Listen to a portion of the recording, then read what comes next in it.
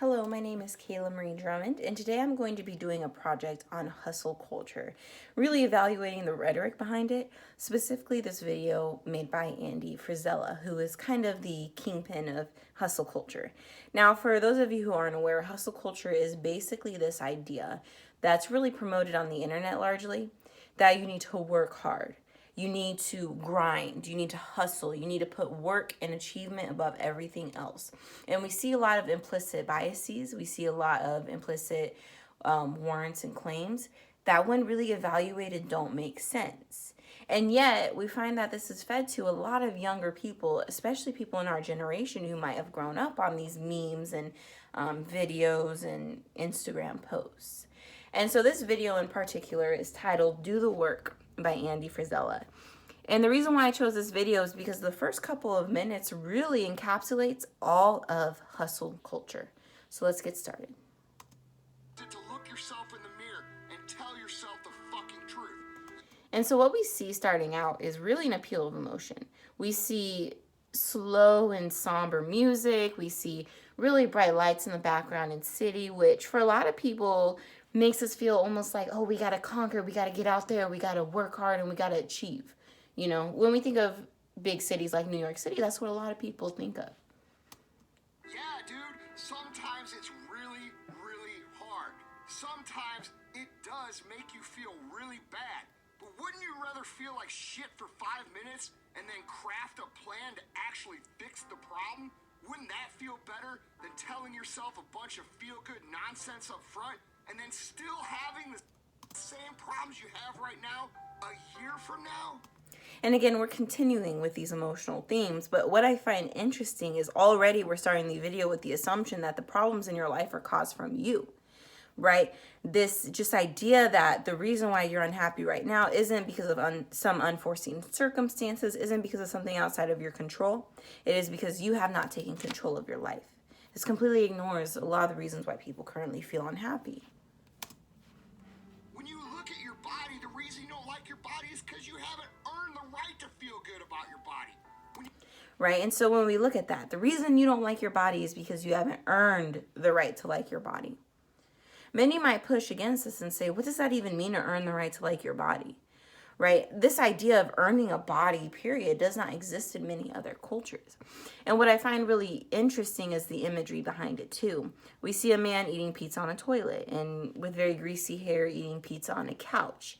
Right? It makes you feel disheveled and disgusting that you eating pizza with your greasy hair on the couch, this is why you don't like your body.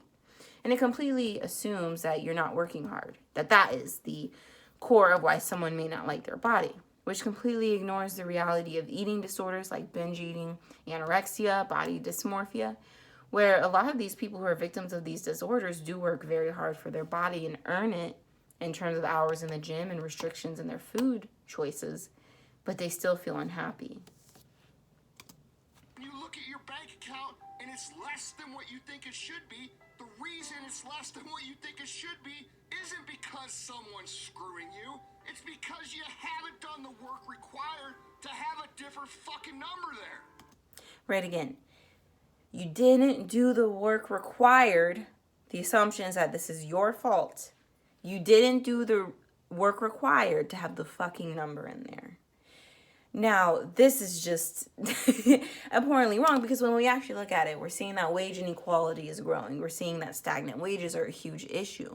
We're seeing that there's a lot of abuses happening in the workplace, and that many things like pensions and 401ks are not actually being adequately contributed to. You not having the fucking number in the bank that you want, as Andy Frisella might say, is not because of you not working hard. There are many systemic issues for why many people don't have that number. And again, a huge assumption is that the reason you don't have this is because of work ethic. But we all know people who work 2-3 jobs to make ends meet, and they still don't have a number that they want. It's that simple. You know that's the truth. And I like that line especially. You know that's the truth. You know. It almost reminds me of when I used to go to church religiously, how they would always say, you know this is the truth. You feel it in your heart, right? Because first what they do is they set up this feeling of, Look at these bright lights. Look at all these accomplishments. Now look at that juxtaposed to someone who is eating and greasy and on the toilet. And now take that home and remember that this is your fault. It's really interesting. When we really evaluate, you know that's the truth in the context of everything else happening in this video. The reason your life isn't where you want it to be mentally, And we see a man crying here. and financially is because you're not buying into the concept of having to earn things. And let me tell you something, earning happiness is a requirement as well. And again, this is just ridiculous too. Many of the happiest people on this planet are actually considered poor, right? When we look at Buddhist monks, they rank among some of the happiest on the planet. When we look at many indigenous communities who are, experiencing lots of racism and hatred, when we actually look at a lot of indigenous cultures and communities who are living closer to the land, they actually have higher levels of happiness and contentment. This idea that you have to earn happiness, frankly, just does not make sense. And so when we actually look at this idea that you need to work more, you need to work harder, this is the fault of your work, it brings to mind a very good question. Does working harder or working more actually produce the results of what they're talking about? Well, Shi Hongshu is a researcher and his team, and they did research on over 120 workers, office workers, who worked 40 plus hours. So a lot of them were working 60, 70 hours. And what they found, and I quote, is that at the between person level, workaholism did not directly affect performance, but indirectly affected performance via workload and emotional exhaustion. End of quote. So what they really found was that you were working more hours, but you weren't actually producing more. You were just simply setting yourself up for failure and being more upset and unhappy and burnt out emotionally. But what I find the most sort of sickening about these videos is that they really prey on our anxieties. That your life is a failure, your life is not where you want it to be because you didn't do the work. The anxiety that I'm not enough, that I'm not competent enough, that I'm not socially fluid enough, it preys off those anxieties. And what we find was Julianne Strack and her team did research on anxiety and how that played into workaholism. And not just in the sense that people who are more anxious work more, but what they actually found is that a lot of people use their anxiety in order to work harder. And I never realized this was a thing, but I realized as I was reading the study that I do this. As she says, quote, for example, people who perceive anxiety as facilitative may outperform themselves under stress until it reaches a point where it becomes debilitative. End of quote. So people are literally working harder and doing more because their anxiety is driving them. And that's what we see from these videos is they directly feed off of your anxiety. Now, the reason I'm bringing this to attention right now, to really evaluate this rhetoric and to really question these ideas, is because what I'm finding more and more is that this is propping up as people are becoming more unhappy with their work lives and their work-life balance and what they're having to deal with day in and day out. Erin Griffin, a writer for the New York Times, had a brilliant piece about workaholism and grind culture. And as she says, quote, owning one's moment, which is what a lot of people in these videos describe it as, is a really clever way to rebrand surviving the rat race, end of quote. And that really is what it is. What's happening is we're having a social and cultural shift where people are asking questions of, wait, I actually want to enjoy my life outside of work. I actually want to have freedom and prosperity and not have to work to the bone for that. And as a direct response, we kind of see this late stage capitalist push towards grind and hustle culture in our social media. And I wanted to bring in one last moment to kind of tie this all together, which is where Elon Musk had a quote where he said basically on Twitter that no one ever changed the world in under 80 hours a week, or under 40, excuse me. But what is Elon Musk doing?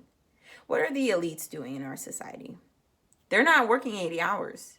While he's working in interviews and shopping and going on large yachts, it is his engineers who are doing the groundwork. And so this is my point for people in my age demographic, people who are freshly going into the workforce, people who are really taking on corporate jobs and really going to be the forefront of changing policies and changing the way we structure our work system. We need to question these ideas and we need to push back against them. There are countries where they have mandatory 4 weeks of vacation. The average American is lucky if they get 2 weeks. because it's not mandatory. There are countries where there's caps on the amount of hours you can work, where there are minimum wages and unions are actually strong enough where people are actually working for a livable wage. And so what I'm saying is to people in my generation, people who are newly coming into the workforce, really need to start pushing against these work cultures which promote grinding, which promote 80 plus hours a week.